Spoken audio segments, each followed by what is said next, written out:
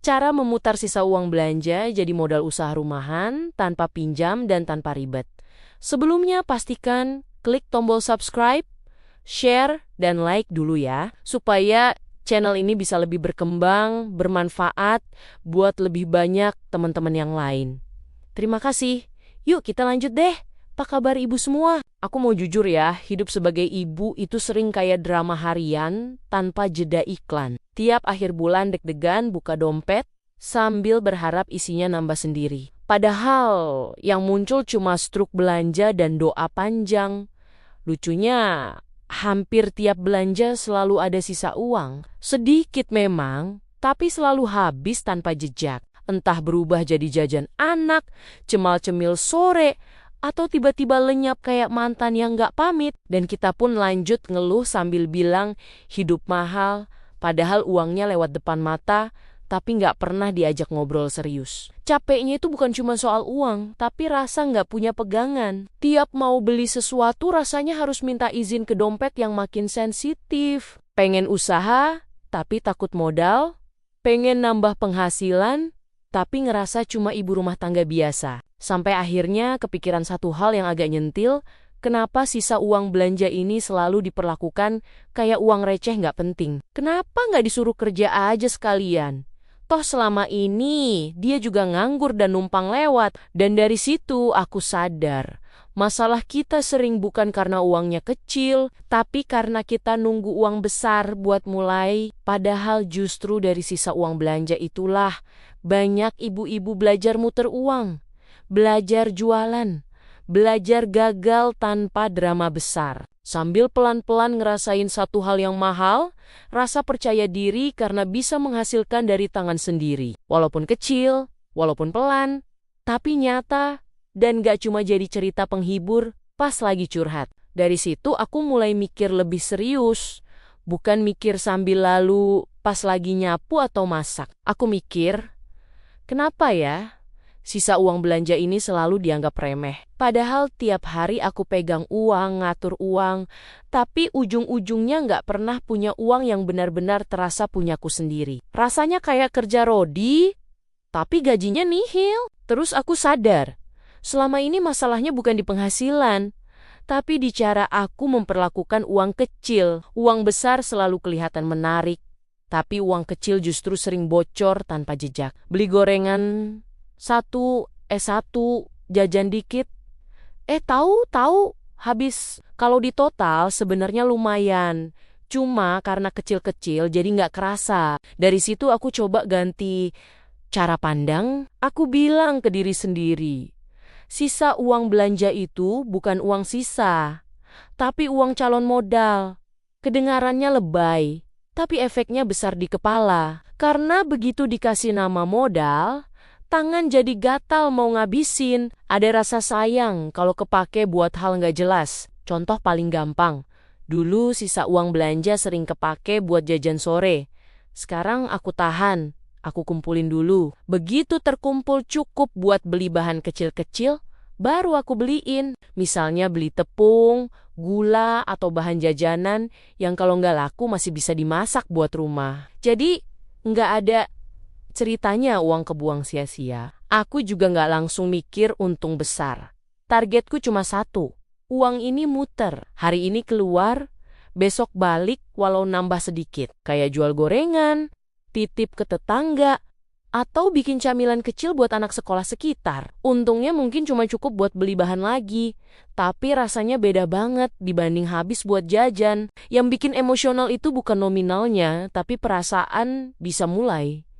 Rasanya kayak, oh ternyata aku bisa ya. Ternyata nggak harus nunggu modal besar, nunggu pinjaman, atau nunggu suami gajinya naik.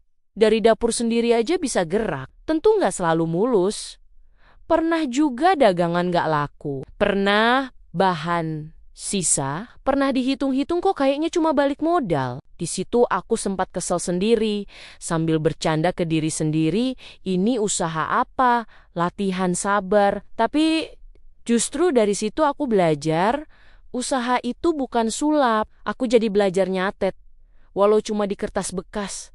Keluar berapa, balik berapa. Dari situ kelihatan mana yang cepat laku, mana yang cuma bikin capek. Misalnya ternyata jajanan tertentu lebih cepat habis dibanding yang ribet bikinnya. Nah, itu jadi pelajaran penting yang nggak mungkin aku dapat kalau nggak mulai. Pelan-pelan, aku juga jadi lebih hemat pas belanja. Bukan pelit, tapi lebih sadar. Aku jadi mikir, kalau uang ini aku hemat sedikit, bisa jadi bahan dagangan lagi. Jadi tanpa sadar, sisa uang belanja malah makin sering ada. Bukan karena penghasilan nambah, tapi karena pola pikir berubah. Yang lucu, justru setelah fokus muter uang kecil, keuangan rumah jadi lebih aman. Karena aku nggak lagi asal beli. Setiap pengeluaran terasa punya konsekuensi. Bukan rasa takut, tapi rasa tanggung jawab. Dan itu bikin lebih tenang. Aku juga ngerasain satu hal penting.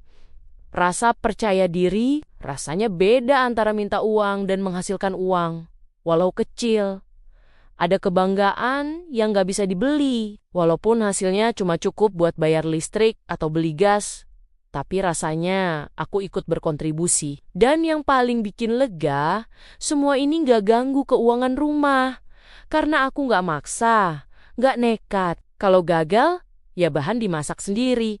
Kalau untung, diputer lagi. Aman di hati, aman di dompet. Dari pengalaman ini aku sadar, banyak orang nggak mulai usaha, bukan karena nggak punya uang, tapi karena nunggu uangnya kebanyakan.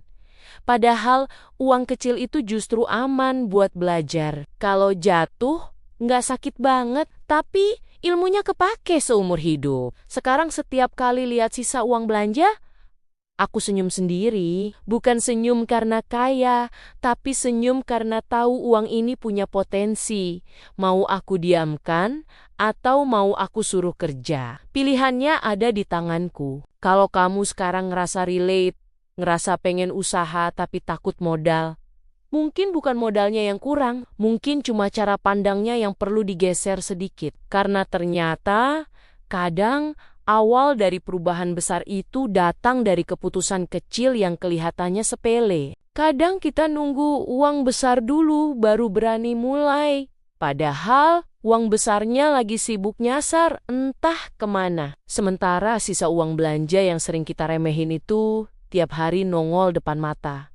Cuma kita yang pura-pura nggak lihat. Lucunya, kita bisa percaya diri, beli kopi kekinian, tapi ragu buat percaya sama diri sendiri. Padahal, siapa tahu, dari recehan yang sering kita anggap nggak penting itu, justru ada pelajaran berharga soal berani mencoba dan berhenti nyalahin keadaan. Aku jadi sadar, hidup itu bukan soal siapa yang punya modal paling gede, tapi siapa yang mau mulai dari yang ada. Uang kecil memang nggak bikin langsung pamer hasil, tapi dia ngajarin sabar, ngajarin mikir, dan ngajarin nerima gagal tanpa drama. Dan jujur aja, rasanya ada kepuasan kecil waktu tahu kita nggak cuma jago ngabisin uang, tapi juga bisa nyuruh uang kerja walau sambil ngedumel. Jadi kalau hari ini kamu masih di tahap cuma punya sisa uang belanja, itu bukan hinaan, itu justru undangan. Undangan buat berhenti nunggu keajaiban dan mulai bikin perubahan kecil dari rumah sendiri. Karena pelan-pelan,